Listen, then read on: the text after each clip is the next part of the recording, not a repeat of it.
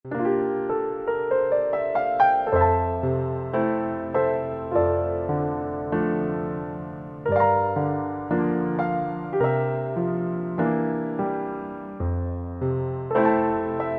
आज हम बात करने वाले हैं कोविड के ट्रीटमेंट के बारे में कि आखिर हमारे पास क्या ट्रीटमेंट मोडालिटीज अवेलेबल है।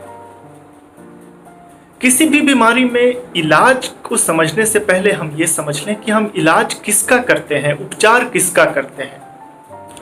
कोविड के मामलों में हमारे पास 3 तरह के उपचार की बात सामने आएगी। आपके मन में 3 तरह के सवाल उपजेंगे कि या तो हम कोविड के लक्षण का उपचार करें, इलाज करें, या कोविड वायरस को ही शरीर से निकाल दें, इसे हम जड़ से ठीक कर दें, क्योर वर्ड यूज करें, या कोविड की वजह से जो हमारे शरीर में परेशानियां आ रही हैं, जो कॉम्प्लिकेशन हो रहे हैं, जो दूरगामी प्रभाव हो सकते हैं या जो जीवन को खतरा पहुंचा सकते हैं, उसका हम ट्रीटमेंट करें।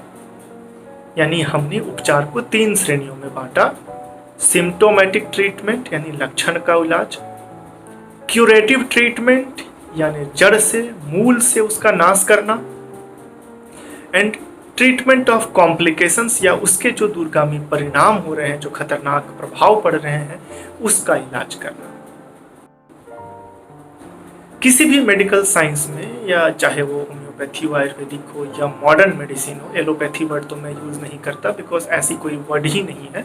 हमारे हिसाब से जो हम पढ़ते हैं वो modern medicine evidence based medicine है। तो एविडेंस बेस्ड मेडिसिन क्या कहता है? एक साइंटिफिक अप्रोच अपनाना किसी भी प्रॉब्लम को सॉल्व करने के लिए। और साइंटिफिक अप्रोच ये कहता है कि आपको एक स्टैंडर्ड एविडेंस तैयार करना है, एविडेंस की तलाश करनी है।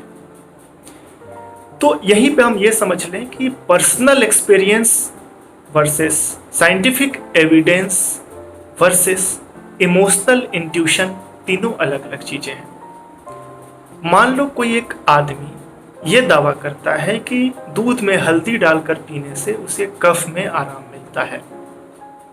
इसे हम उसका पर्सनल एक्सपीरियंस मानेंगे, लेकिन इसे साइंस एविडेंस के रूप में तब लेगा अगर हम 50 आदमी को दूध में हल्दी डालकर पिलाएं और 50 आदमी को सिर्फ दूध पिलाएं, और उन दोनों के इस सिम्टम में हम तुलना करें कि क्या दूध में हल्दी डालकर पीने वाले इंसान को सिर्फ दूध पीने वाले आदमी के इंसान की तुलना में कफ में ज्यादा आराम मिला। अगर ये बात, तथ्य, आंकड़े निकलकर सामने आते हैं तो इसे हम एविडेंस मानेंगे। लेकिन इस एविडेंस की गुणवत्ता या भरोसेमंद होने की क्षमता और ज्यादा बढ़ जाती है अगर सेम एक्सपेरिमेंट दुनिया के अलग अलग हिस्से में लोग करें और सबको अगर इसी तरह के रिजल्ट मिलते हैं, तब इसे हम क्लास 1 एविडेंस मानते हैं। तो हमारा साइंटिफिक अप्रोच कहता है कि किसी भी चीज को, किसी भी दवाई को, किसी भी नुस्खे को किसी भी बीमारी में, इलाज में, उपयोग में लाने के लिए हम रिकमेंडेशन, क्लास 1 रिकमेंडेशन तब देते हैं जब उसको लेकर हमारे पास क्लास 1 एविडेंस उपलब्ध हो, रैंडमाइज कंट्रोल ट्रायल के द्वारा। दूसरी बात कि दूध में हल्दी मिलाकर पीने से उसके कफ में आराम मिल गया, ये उसका एक सिम्टोमेटिक ट्रीटमेंट था, ना कि वो उसके मेन कारण को ठीक करने का। जैसे मान लीजिए कोरोना का ही हम उदाहरण लें कि कोरोना में दूध में हल्दी डालकर पी लेने से या कोई पोटली सुंघाने से उसके कफ में आराम मिलता है, तो वह उसके लक्षण में आराम हुआ। लेकिन उससे यह दावा करना कि चूंकि उसके लक्षण में आराम हुआ तो कोरोना भी जड़ से ठीक हो गया, यह अतिशयोक्ति होगी। अगर हम वैसे सारे मरीज में जिनमें लक्षण में आराम मिल रहा था, अगर हम शरीर में वायरस के भी कम होने की या ओवरऑल कितने दिन तक उसे लक्षण रहे उसकी मात्रा भी अगर 7 दिन से घट करके 3 दिन में ये आराम मिल जाता है, तो हम मानेंगे कि वो कोरोना बीमारी का भी इलाज कर रहा है, ना कि सिर्फ लक्षण का। तो हम फिर से वही 50-100 का एग्जाम्पल लेंगे कि 100 मरीज को हमने कुछ बाकी दवाइयां दी और 100 मरीज को बाकी दवाइयों के अलावा कोई पोटली भी दी, या आपने जो भी उपचार समझाया उसको भी दिया, और दोनों को हम तुलना करेंगे कि किसमें बीमारी कितने दिन तक रही।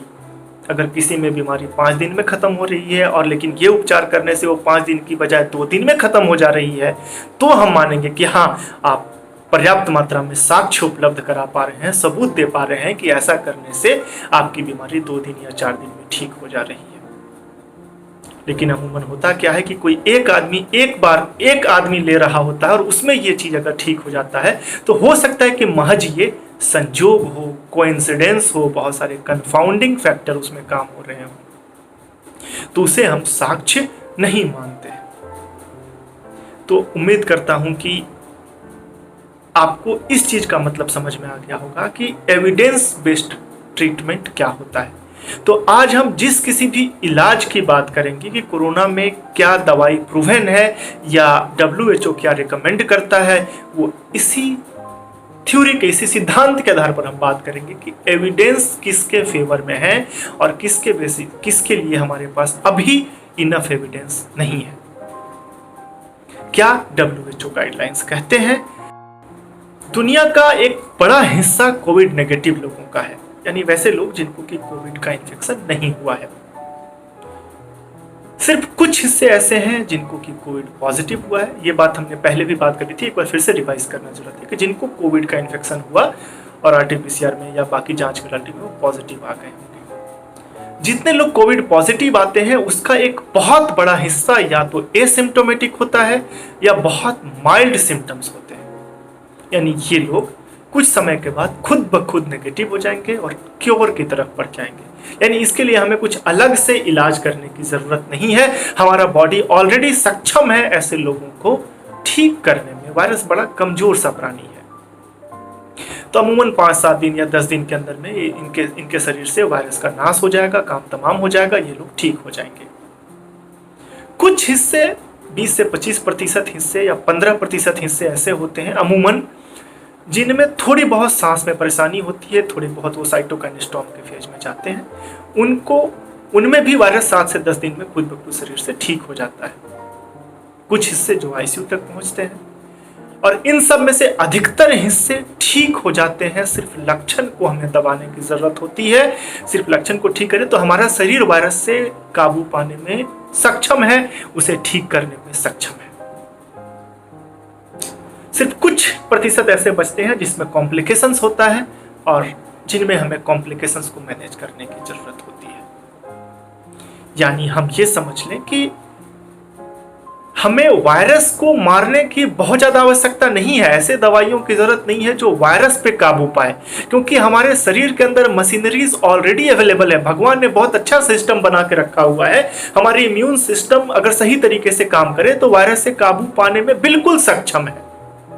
यानी हमें या तो कोशिश करनी है कि वायरस हमारे शरीर के अंदर घुसे नहीं, और अगर घुसे तो हम अपने शरीर को इस तरीके से बना के रखें कि वो वायरस पे काबू पाने में सक्षम हो जाए। और कभी कभी वायरस के अगेंस्ट हमारी इम्यूनिटी बहुत ज़्यादा एक्टिव हो जाती है, तो उसे हमें कंट्रोल में रखने के लिए दवाइयाँ देने की ज़रूरत होती है। तो आइए एक एक करके हम लक्षण को ठीक करने की बात करें।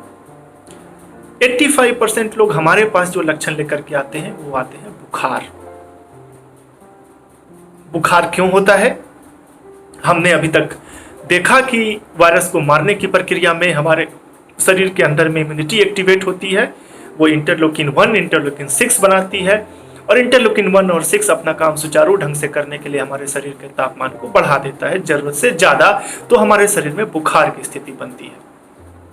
चूंकि शरीर का टेम्परेचर बढ़ने से शरीर की बाकी एंजाइम्स की एक्टिविटी, बाकी जो मशीनरीज है उनके लिए ऑप्टिमम टेम्परेचर नहीं रह जाता है, उनकी कार्यप्रणाली प्रभावित होने लग जाती है, इसलिए हम सुस्त होने लग जाते हैं और बाकी कॉम्प्लिकेशंस होने लग जाते हैं, हम थक जाते हैं, हम परेशान होने लग जाते हैं। तो कोई भी मरीज हमारे पास जब बुखार लेकर के आता है तो पहली जिम्मेदारी एक डॉक्टर की बनती है कि सबसे पहली बात ये कंफर्म करे कि उसे सिर्फ बुखार है या बुखार जैसा लग रहा है। अमूमन हम थकावट को, सुस्ती को या लैक ऑफ एनर्जी को भी बुखार मान लेते हैं, या कोई भी तकलीफ हमारे शरीर में आने लगे तो आम भाषा में लोग बोल देते हैं कि इन्हें बुखार हो रहा है। तो सबसे पहले हम ये कंफर्म करें कि ये बुखार ही है या बुखार जैसा लग रहा है। बुखार हम तब मानते हैं जब थर्मामीटर में टेम्परेचर 99 या उसके ऊपर जा रहा हो, तो उसे हम बुखार मान करके उसे ट्रीटमेंट के लिए शुरुआत करते हैं। अच्छी बात यह है कि हमारे शरीर में बुखार को ठीक करने का भी मैनेजमेंट ऑलरेडी प्रेजेंट है। बुखार होता है तो हमारा शरीर का जो थर्मोस्टेट सेंटर होता है वो अधिक पसीने बहा करके उस बुखार को, टेम्परेचर को कम करने की कोशिश करता है। तो शरीर अपना पसीना निकाल पाए, उसके लिए ज़रूरी है कि शरीर में पानी की मात्रा सही हो। तो सबसे पहला ट्रीटमेंट ये है कि हम अपने शरीर में पानी की मात्रा को सुनिश्चित करें, डिहाइड्रेशन से रोकें। अगर डिहाइड्रेशन नहीं होगा तो शरीर समय समय पर अपने ज़रूरत के हिसाब से पसीने निकाल करके हमारे बुखार के टेम्परेचर को ऑलरेडी कम करने की कोशिश करेगा। अगर उसके बाद भी बुखार नहीं कम हो रहा हो तो हम शरीर को कोल्ड स्पॉन्जिंग करते हैं, ठंडे पानी से शरीर की सतह को पोंछते हैं, सर को पोंछते हैं, पूरे शरीर को पोंछते हैं, ताकि एक्सटर्नल टेम्परेचर कम होता है। उस एक्सटर्नल टेम्परेचर को कम होने के बाद एक ग्रेडियंट का निर्माण होता है और उस ग्रेडियंट के अलॉन्ग में बॉडी अपने टेम्परेचर को लूज करता है, तो कोर टेम्परेचर भी धीरे धीरे कम होने लग जाता है। तो पूरे शरीर को ठंडे पानी से पोंछने से, पानी की पट्टी देने से, कोल्ड स्पॉन्जिंग करने से बुखार में राहत मिल जाती है। कोरोना में बुखार अमूमन 7 से 10 दिन तक रह सकता है, यानी ऐसी कोई घबराने वाली बात नहीं कि सिर्फ बुखार का होना आपके लिए जानलेवा नहीं है। इस बात को समझ लें, ये बात आपको समझ लेने से, रीएश्योरेंस होने से आपकी चिंता खत्म हो जाती है, तो आप बेहतर महसूस करते हैं। तो ये बात समझ लेना कि सिर्फ बुखार का होना जानलेवा नहीं है। जानलेवा है सिर्फ एक चीज, ऑक्सीजन की मात्रा का कम होना या मल्टी ऑर्गन डिसफंक्शन का कम होना। ये दोनों चीज नहीं हो रहे हैं तो सिर्फ बुखार होना आपके लिए कहीं से भी खतरनाक बात का सूचक नहीं है। अगर पसीने आने के बाद ही बुखार नहीं कम हो रहे हों या कोल्ड स्पॉन्जिंग के बाद ही बुखार कम नहीं हो रहे हों, तो बुखार कम करने के लिए हम over the counter drug paracetamol या दूसरे कॉम्बीफ्लाम, ब्रूफेन, इस तरह की दवाइयाँ देते हैं। डोज के हिसाब से इसका डोज डिसाइड होता है कि आपके शरीर का वजन कितना है, और इन दवाइयों को दिन में 2 से 3 बार लेने की ज़रूरत पड़ सकती है। तो इससे आपको घबराने की ज़रूरत नहीं है। जब तक आपका होश सही सलामत है, इंजेक्शन की जगह टैबलेट भी उतना ही अधिक प्रभावी होता है। तो कुछ मरीज आते हैं जो बोलते हैं हमें इंजेक्शन ही चाहिए, तो इंजेक्शन की ज़रूरत नहीं है, टैबलेट से भी आपका काम हो जाएगा। क्या यहाँ पे एंटीबायोटिक की ज़रूरत है? बहुत होता है कि 5 से 7 दिन तक अगर बुखार रह रहा हो तो लोग बोलते हैं कि अब एंटीबायोटिक दे देते हैं, या शुरुआती दौर में भी एंटीबायोटिक देते हैं। मैं इस बात को बार बार दोहराना चाहूँगा कि वायरल इन्फेक्शन में एंटीबायोटिक का कोई रोल नहीं है। 2 बड़े बड़े ट्रायल अभी हुए हैं, recovery trial and recap map trial. इनके रिजल्ट में साथ साथ, या प्रोटेक्ट ट्रायल के भी रिजल्ट अभी आए हैं, उनमें साफ साफ कहा गया है कि एंटीबायोटिक का आपके वायरल इन्फेक्शन में कोई रोल नहीं है। एंटीबायोटिक तभी देना है जब शरीर में बैक्टीरियल इन्फेक्शन का कोई एविडेंस हो, चाहे वो ल्यूकोसाइट काउंट बढ़ रहा हो या कल्चर में पॉजिटिव आ रहा हो। तो जब भी बैक्टीरियल इन्फेक्शन का एविडेंस हो तभी एंटीबायोटिक देना है, नहीं तो एंटीबायोटिक सिर्फ बुखार के ट्रीटमेंट के लिए नहीं देना है। दूसरा जो कॉमन सिम्टम आता है, जो लेकर के पेशेंट हमारे पास आते हैं, वो कफ, सर्दी, खांसी, रनिंग नोज, कफ कोल्ड का। ये क्यों होता है? क्योंकि वायरस शुरुआती दौर में हमारे नाक को या सांस के रास्ते को वहाँ पे प्रभावित करता है, वहाँ पे टिश्यूज़ को, ऊतकों को नुकसान पहुँचाता है, कोशिकाओं को परेशान करता है। इसकी वजह से लोगों में खांसी होने लग जाती है। बाद के स्टेज में जब इम्यून एक्टिवेशन हो जाता है, उसकी वजह से भी निमोनिया होता है, तो उसमें भी खांसी होती है, कफ निकलता है। ये कफ कितना खतरनाक है? शुरुआती दौर में अगर कफ हल्का फुल्का है तो उसके लिए कुछ भी ट्रीटमेंट देने की ज़रूरत नहीं है। लेकिन अगर ये कफ बहुत सीवियर है, कैसे जाने कि कफ है सीवियर है? क्योंकि अगर आप इतना खांस रहे हैं कि आप कोई बात कंप्लीट नहीं कर पा रहे हैं, थक जा रहे हैं, छाती में दर्द होने लग जा रहा है, नींद पूरी नहीं हो पा रही, तो हम मानेंगे कि कफ काफ़ी सीवियर है। उस कंडीशन में इस कफ को ठीक करने के लिए क्या क्या उपाय हैं? तो कफ 2 कारण से हो रहा था। एक तो ये कि जो वायरस डैमेज होने की वजह से जो गले का रास्ता है वहाँ पे इरिटेशन हो रहा था, वहाँ पे कुछ इरिटेटिव सब्सटेंस जमा हो रहे थे, और शरीर कोशिश कर रहा है, फेफड़ा कोशिश कर रहा है कि तेज हवा का झोंकार, उससे वो इरिटेटिव सब्सटेंस हमारे शरीर से बाहर निकल जाए। तो उस इरिटेशन को वहाँ पे जो महसूस होती है, एक अनकंफर्टेबल सा सेंसेशन, एक अजीब सी स्थिति पैदा होती है, उसमें आराम करने के लिए हम ऐसी दवाइयाँ देते हैं जो वहाँ पे इरिटेशन को कम कर सके, सूदिंग इफेक्ट पैदा कर सके, या वहाँ पे जो एलर्जी हो रही है उस एलर्जी की वजह से जो इरिटेशन हो रही है उसको कम कर सके। तो पहला उपाय तो ये, ऐसी कोई भी चीज़ जो वहाँ पे सूदिंग इफेक्ट पैदा कर सके, वहाँ पे आराम दे सके, जिसमें कि आप भाप ले सकते हैं, जिनको लोजेंजेस बोलते हैं, जैसे कुछ लोग अदरक सूंघते हैं या कुछ लौंग सूंघते हैं। तो ये सारी चीज़ क्या करते हैं, ग्रेट थ्योरी ऑफ पेन की तरह काम करते हैं। इसके बारे में आप बाद में कभी पढ़ेंगे। वो वहाँ पर जाकर के सूदिंग इफेक्ट पैदा करते हैं, उसकी वजह से उस इरिटेशन को हमारा गला महसूस नहीं करता, उसकी वजह से हमें कफ में आराम मिलता है। बहुत लोग कपूर या कपूर लेकर के सूंघते हैं या कुछ इस तरह की जो भी आयुर्वेदिक या होम रेमेडीज़ हैं, वो सिर्फ और सिर्फ हमारे सूदिंग इफेक्ट को पैदा करते हैं, जिसकी वजह से कफ की सीवियरिटी कम होती है। बहुत सारे कफ सिरप भी है, तो कफ सिरप भी वहाँ पे ये काम करते हैं कि उसमें जो सूदिंग इफेक्ट कराते हैं या जो हमारे कफ की डिज़ायर है उसको कम करते हैं। बहुत सारे एंटी एलर्जिक सब्सटेंसेस हैं, जैसे कि सिट्रिजिन या कफ सिरप में और भी चीज़ें आती हैं, या मोंटेरलुकास्ट, मोंटेरेलसी काफ़ी लोगों को दिया जाता है। तो ये भी एंटी हिस्टामिनिक होते हैं। हिस्टामिन जो एक एलर्जी का मेडिएटर होता है उसको कम करके वहाँ पे हमसे कफ में राहत दिलाते हैं। ध्यान रहे, ये सारी चीज़ हमारे सिर्फ कफ के सिम्टम को कम कर रहे हैं, ना कि कोविड को कम कर रहे हैं।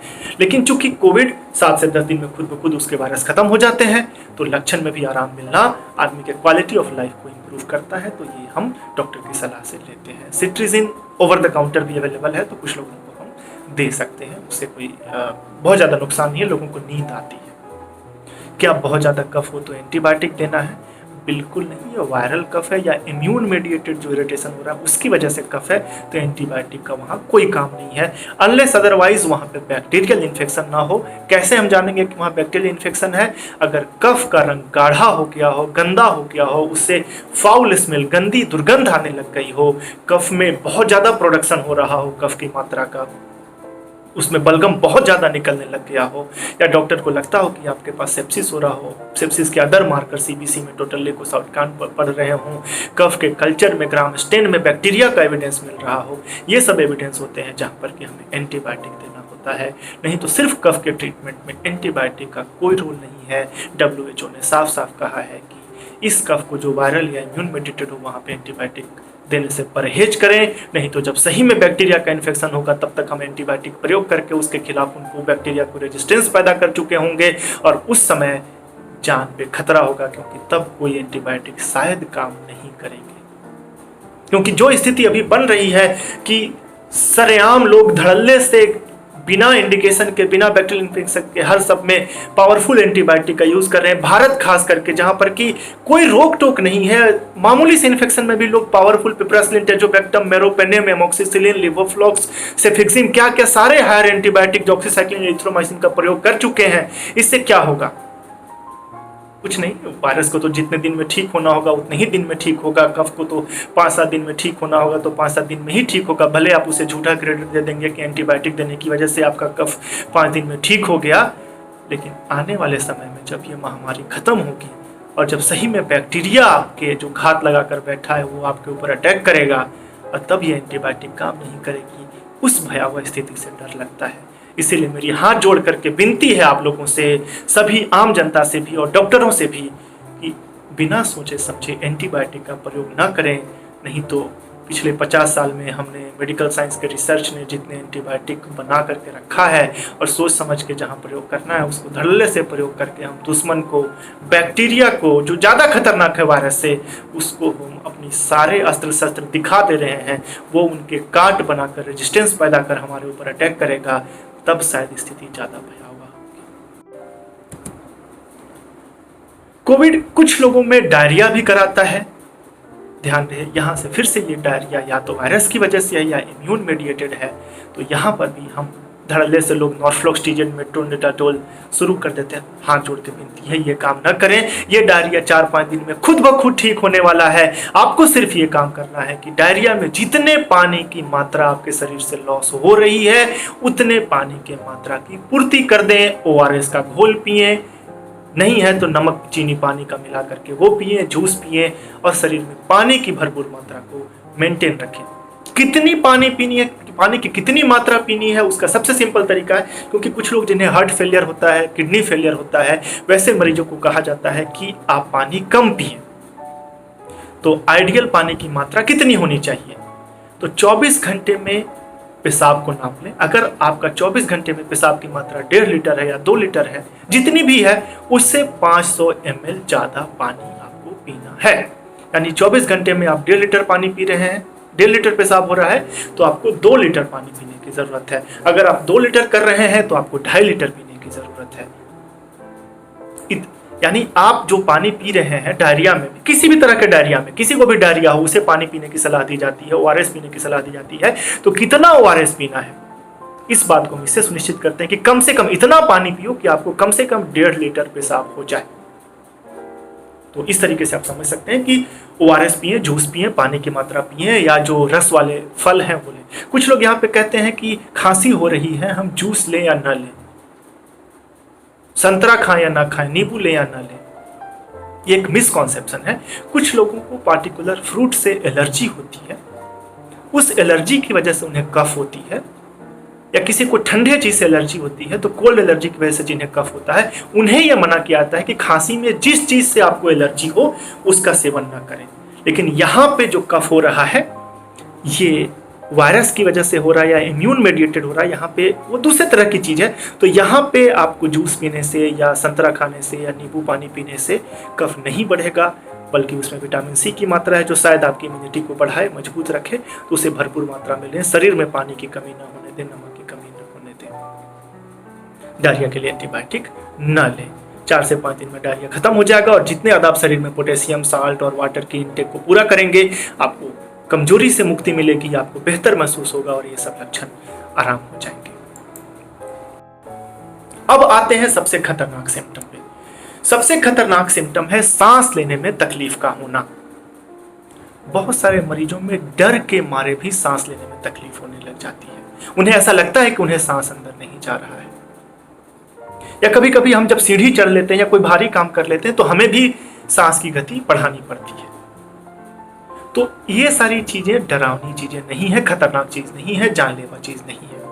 जानलेवा चीज क्या है कि अगर सही में हमारे शरीर में ऑक्सीजन की कमी हो रही है, निमोनिया, ARDS की वजह से शरीर ऑक्सीजन को अंदर लेने में, खून में ऑक्सीजन की मात्रा बनाए रखने में नाकाम हो रहा है, उसकी वजह से शरीर में ऑक्सीजन की कमी जिसे हम हाइपोक्सिया कहते हैं वो हो रहा है, उसकी वजह से सांस लेने में दिक्कत हो रही है, ये खतरे की बात है। हमने पिछले एपिसोड में इसके बारे में बात की, कैसे हम जाने कि शरीर में ऑक्सीजन की मात्रा कम हो रही है।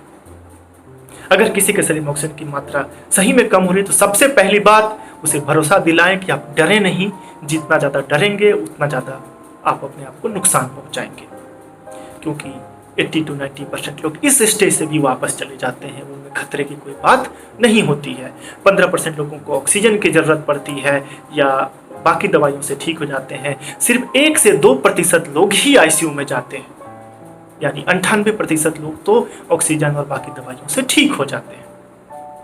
यहाँ पे एक वायरल वीडियो सब लोगों के पास पहुंच चुका है कि प्रोन पोजीशन में जाने से ऑक्सीजनेशन बढ़ता है, उसके मैकेनिज्म पे फिर कभी चर्चा होगी। बस ये समझ लें कि प्रोन पोजीशन में डालने से वो हिस्सा जो ज़्यादा काम कर रहा था उसे आराम मिलता है, और वो हिस्सा जो आराम कर रहा था उसे हम काम में ले आते हैं। तो इस तरीके से जो आराम कर रहा था वो हिस्सा भी काम करके हमारे शरीर में ऑक्सीजन की मात्रा को पूरी कर देता है, और जो हिस्सा काम कर रहा था उसे हम आराम दे देते हैं ताकि उसमें रिकवरी का मौका मिल जाता है। अगर सही में किसी को ऑक्सीजन की कमी हो रही है तो वहां पे पहला इलाज है ऑक्सीजन।